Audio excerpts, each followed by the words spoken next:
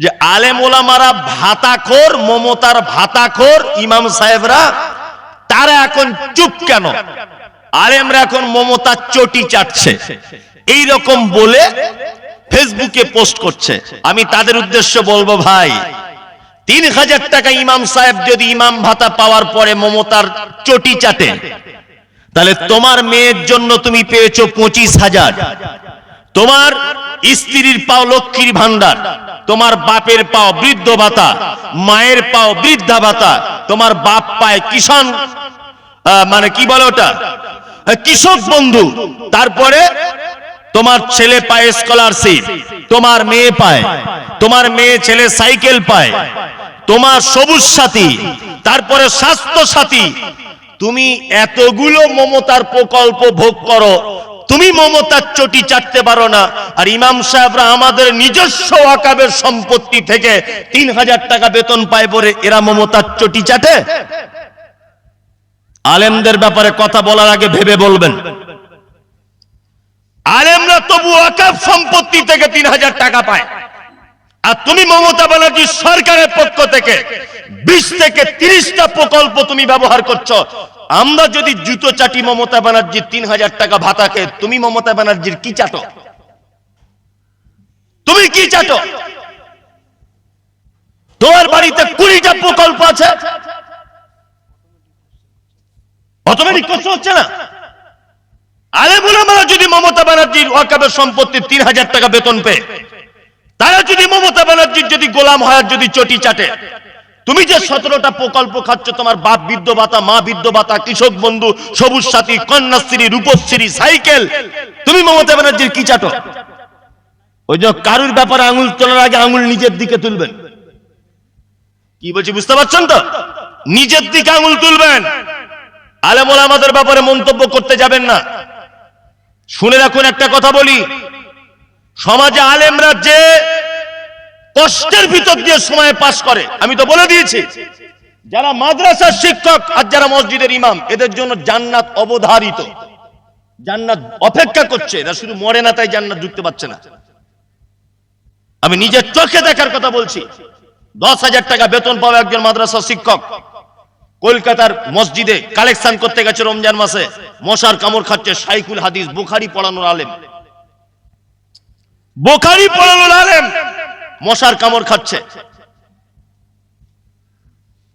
১০,০০০ টাকায় বেতন, ২৪ ঘন্টা ডিউটি। পৃথিবীর কোন চাকরিতে আছে বলুন আপনি ২৪ ঘন্টা ডিউটি? সমস্ত চাকরিতে ঈদের দিনে ছুটি দেওয়া হয়। ইমাম সাহেবদের কপাল এত খারাপ, ঈদের দিনে পর্যন্ত ছুটি নেই। আর আপনারা তাদেরকে বলেন যে এরা মমতা ব্যানার্জির গোলাম, আর ২,৫০০ ৩,০০০ টাকা ভাতা পেয়ে মমতা চটি যাচ্ছে। তুমি কি চাটো? ওই জন্য একটা কথা বলছি, শুনে রেখে দেন, জান্নাত হারাবেন না। মুহাম্মদ সাল্লাল্লাহু আলাইহি ওয়াসাল্লাম বলেছেন, খায়রুকুম মান তাআল্লামাল কুরআন ওয়া আল্লামাহু। পৃথিবীর ওই ব্যক্তি সবথেকে শ্রেষ্ঠ ব্যক্তি যে কোরআন শেখে আর অপরকে শেখায়। তুমি একটা আলেমকে খারাপ বলছো কেন? আল্লাহর নবী সে ভালো সার্টিফিকেট দিয়েছে। আল্লাহর নবী সার্টিফিকেট দিচ্ছেন ওই আলেম ভালো যে মাদ্রাসার বাচ্চাদেরকে পড়ায় আর নিজে কোরআন তেলাওয়াত করে। এই আলেম পৃথিবীর সবথেকে ভালো লোক। আল্লাহর নবী যে লোকটাকে ভালো সার্টিফিকেট দিচ্ছে, আপনি তাকে খারাপ বললেন কেন? তার মানে আপনি আল্লাহর নবীর থেকে উপরের পোস্টের নাকি? হ্যাঁ, নাউজুবিল্লাহ। আপনি আল্লাহর নবীর থেকে উপরে যেতে চাইছেন? সাবধানে কথা বলবেন। প্রতিষ্ঠানগুলো বাঁচিয়ে রাখার চেষ্টা করুন। একটা প্রতিষ্ঠান চালানো যে কত কষ্ট, আমি নিজে তার ভুক্তভোগী। আমাদের প্রতিষ্ঠান হয়তো মোবাইলে কেউ দেখলে দেখতে পারেন, দেখেছেন, অনেকজন হয়তো দেখেছেন। মাদ্রাসা চালানো বর্তমান পরিস্থিতিতে যে কত কঠিন, কত যে কঠিন। আর সব থেকে বড় কথা কি জানেন? আমি মাদ্রাসা করে বুঝতে পেরেছি, বাংলাদেশের আব্দুর রাজ্জাক বিন ইউসুফ, গত বছর ১ মাস বাংলাদেশে ছিলাম। তা ওনার লাইভ ভিডিওতে আপনারা দেখলে দেখতে পারেন। তা ওনার বোনের বাড়িতে জলসা, তা ওনার বোনের বাড়িতে রাত্রে আমি ছিলাম, মানে ওনার বোনের বাড়ির পাশেই। তা ওনার যিনি দুলা ভাই, উনি আমাকে বলছেন যে আমার শালার সঙ্গে একটু দেখা করে যাবেন, মানে আব্দুর রাজ্জাক বিন ইউসুফ সাহেবের সঙ্গে দেখা করবেন। তা আমি গেলাম। আব্দুর রাজ্জাক বিন ইউসুফ সাহেব তিনিও অনেক বছর আগে আমার বাড়িতে এসেছিলেন, ২-৩ দিন ছিলেন। যাই হোক, তা আমি আব্দুর রাজ্জাক সাহেবের কাছে গেলাম। মাদ্রাসায় যাচ্ছি গাড়ি করে ৪ চাকায়। একটা মুদিখানার দোকানদারকে বলছি, আব্দুর রাজ্জাক বিন ইউসুফের মাদ্রাসাটা কোন দিকে? সারা বাংলাদেশের লোক আব্দুর রাজ্জাক বিন ইউসুফের মাদ্রাসা চেনে, সারা বাংলার লোক, সারা ভারত বাংলাদেশ সব লোক চেনে, জামিয়া সালাফিয়া। 1.5 কিলোমিটার ডিস্টেন্স, 1 থেকে 1.5 কিলোমিটার। বলছি মাদ্রাসাটা কোন দিকে? বলছে জানি না। মুদিখানার দোকানদার বলছে জানি না।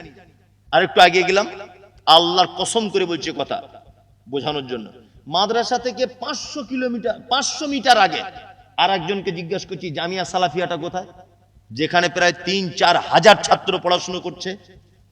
এত বড় মাদ্রাসা কেউ চিনবে না? 500 মিটার আগে একজনকে জিজ্ঞাসা করছি আব্দুর রাজ্জাক বিন ইউসুফের মাদ্রাসাটা কোথায়? বলছে আমরাও সব খবর রাখি না। তা আমি খুব আক্ষেপ করে লোকেশন দিয়ে মাদ্রাসায় গেলাম, শায়েখের সঙ্গে দেখা হলো, পাশাপাশি বসে উনি সামনে, আমি এরকম জায়গা, আমাকে জড়িয়ে ধরে কথা বলছে। বলতে বলতে আমি বললাম, শায়েখ একটা কথা বলবো, আপনি সারা পৃথিবীর বাঙালিদের কাছে পরিচিত লোক আব্দুর রাজ্জাক বিন ইউসুফ, আর আপনার মাদ্রাসা 500 মিটার দূরের একজন লোক খবর দিতে পারছে না, কি ব্যাপার? তখন আমাকে বলছে, মমতাজুল, জীবনে কোনোদিন ভালো কাজ করেছো? আমি বললাম, শায়েখ ভালো কাজ করিনি, তবে একটা ছোট মাদ্রাসা করেছি, 1 বছর হচ্ছে, এখন 200 জন ছেলে পড়ছে। তা বলছে, দেখবে এবারে তোমার পাশের বাড়ির লোক সব থেকে বড় শত্রু হবে তোমার। আমি তখনই বুঝতে পেরে গেছি ঘটনা তো সত্যি। আমাদের গ্রামে 10,000 লোকের বসবাস, 10,000। ক্লাব আছে, ক্লাব আছে মনে হয় 10 থেকে 12টা হবে ক্লাব। আরো একটা নতুন করে ক্লাব হয়েছে, কোনো সমস্যা নেই, গান বাজনা হয়। আমি যেখানে বসবাস করি চারিদিকে বেদাতি বেরেলবি সব, ভালো করে বুঝবেন। একাই সহি আকীদা আহলে হাদিসের মধ্যে আমি আর কি ধরে নেন, বা আমাদের গ্রামটা। তো ওখানে কোনো মাদ্রাসা ছিল না, মাদ্রাসা করেছি। আমি দেখতাম যে লোকটা আমার সাথে ঘুরতো, মাদ্রাসা করেছি বলে সে এখন আমাকে দেখলে 3 কিলোমিটার দূরে চলে যায়। তার মানে বুঝতে পেরেছি এর পিছনে শয়তান লেগেছে। কি বললাম বুঝলেন? মাদ্রাসা চালানো সব থেকে কঠিন, কারণ এর বিরুদ্ধে অনেক লোক থাকবে। আপনার গ্রামে মেলা হোক, দেখবেন সবাই সাপোর্ট। মাদ্রাসা করবেন, বলবে ও সব ধান্দাবাজ, এটা ওটা হাবি যাবি। আরে ধান্দাবাজ হোক, ও তবু তো কোরআন শেখাচ্ছে, ও কোরআনটা তো শেখাচ্ছে। আবার এই ধান্দাবাজদের দিয়েই তো তোমার বাপের জন্য দোয়া করতে যাবে। ওই জন্য বলছি, নিজের 1 ফোঁটা রক্ত দিয়ে হলেও প্রত্যেক গ্রামে মাদ্রাসাগুলোকে বাঁচিয়ে রাখুন। গরিব মানুষ টাকা দিতে হবে না, আমি আপনাকে টাকা দিতে বলবো না। অবস্থা ভালো হয়েছে, 1 টিন তেল কিনে মাদ্রাসায় পৌঁছে দেন, যদি এখানে বোর্ডিং থাকে। শীতের সময় আপনার বাড়িতে অনেক কম্বল রয়েছে, এই তো মাদ্রাসার ছেলেগুলো আছে, কেন 2টো ভালো কম্বল কিনে মাদ্রাসার ছেলেদের দিতে পারছেন না? হ্যাঁ, রান্না বান্না করে খাওয়া দাওয়া হয় এখানে, জায়গিরি লজিক দেবেন। শিক্ষকদের জন্য কেন বাজার ঘাটে এত যান, দার্জিলিং এখানে ওখানে কাজে যান? কোনদিন নিয়ে এসেছেন যে আমাদের গ্রামে 2টো ছেলে কোরআন শিক্ষা দিচ্ছে, 2টো পাঞ্জাবির কাপড় নেন, আপনারা 2জন নেন? এই চিন্তা ভাবনা এসেছে? আপনি আবার পকেটে সার্টিফিকেট নিয়ে ঘুরছেন, আমি আহলে হাদিস জান্নাতে চলে যাব। কোরআন যারা শিক্ষা দেয় তাদের সংস্পর্শে থাকুন। আল্লাহর নবী বলেছেন ওই লোক সব থেকে উত্তম। আল্লাহ নবী সাল্লাল্লাহু আলাইহি ওয়াসাল্লাম ভুল বলতে পারেন? কথা বলুন, পারেন না? নবী যাকে সার্টিফিকেট দিয়েছেন ভালো, সে খারাপ হতে পারে? কখনোই নয়। ওই জন্য আপনাদের মাদ্রাসা